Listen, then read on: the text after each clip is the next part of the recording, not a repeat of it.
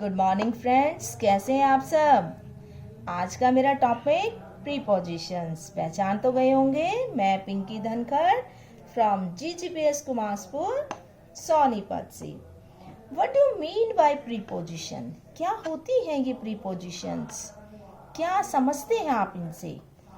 Preposition, it means it makes a relation, it shows a relation between two words. We have two words. आप कोई भी दो words लें, उनके बीच में एक रिलेशन बनाने के लिए we use preposition. अब आप बोलेंगे भी रिलेशन तो मम्मी पापा दादा दादी में बताया था मैम। अब now you are making relation between words. कैसे बना रहे हो आप? तो देखिए, मैं आपको एक एग्जांपल देती हूँ। This is a bat and this is a ball. अब देखिए, बैट और बॉल। मैंने आपको बोला put the bat, put the bat ball. अब आप बोलेंगे कि इसको पास में रख दो। पास को हमने क्या बोला? near. It means put the bat near the ball. तो क्या हुआ? बैट और बॉल के बीच में एक रिलेशन आई, तो it is preposition. Now take the another example. Kite. ये आपको समझ में आ रही है, kite है and it is string. ये बेटा इसकी रस्सी है, पीछे लगी होती है ना, वो धागा लगा होता है।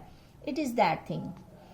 Now अब मैं बोलूं tie the kite with string.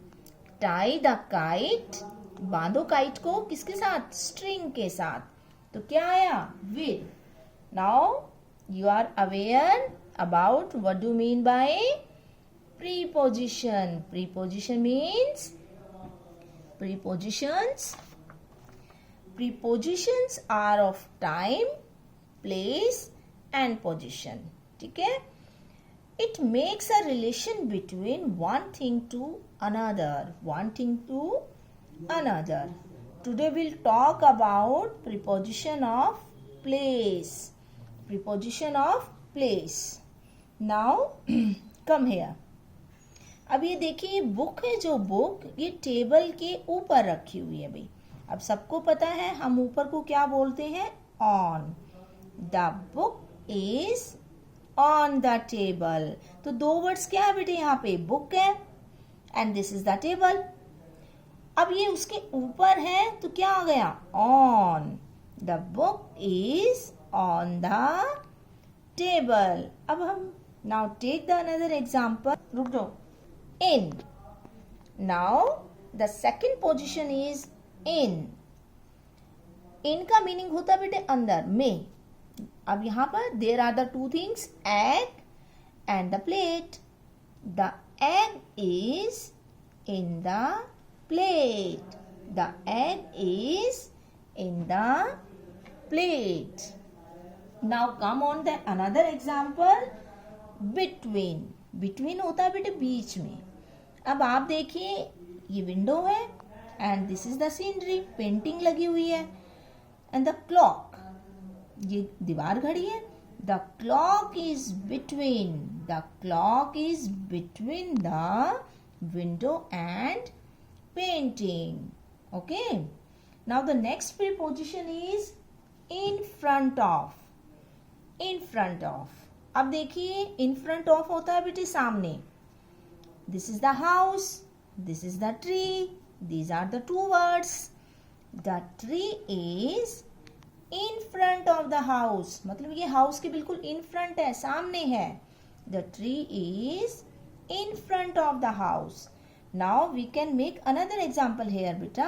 behind होता है पीछे। The house is behind the tree के behind में क्या है? house। और house के in front of में क्या है? tree। तो यहाँ पर हमारी दो prepositions बनती हैं। in होता है अंदर। The book is in the bag.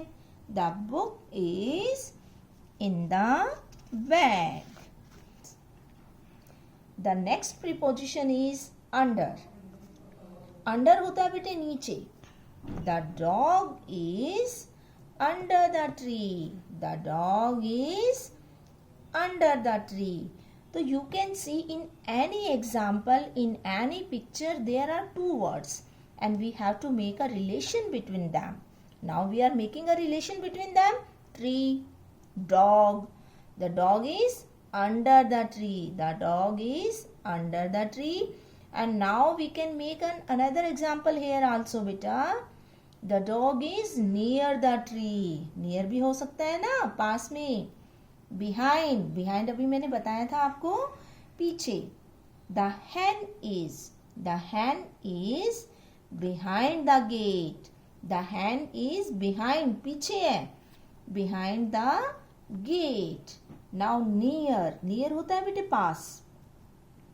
The man and the car. The man is near the car, and also we can say the car is near the man. किसी को भी ले लो, दोनों एक दूसरे के नियर में है. Okay. Now I am giving you an exercise बेटा.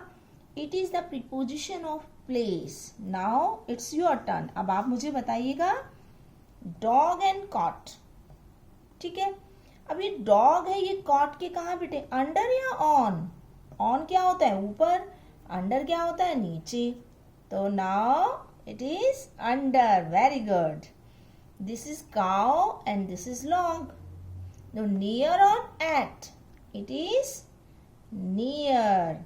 And in this example you can see the pen.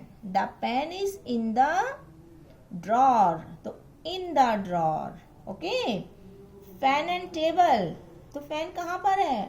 On the table. On the table. The man and the wall. अब ये मैन है जो वॉल के, वो कहाँ खड़ा है बेटा, बिहाइंड द वॉल. पीछे खड़ा है ना, तो behind the wall. This is the map and wall. अब जो ये मैप है ये कहाँ पर है, it is hanging on the wall. The last one example is that the lamp. Lamp is on या eight, on the table. I think my preposition of place are clear to you. Thank you, beta.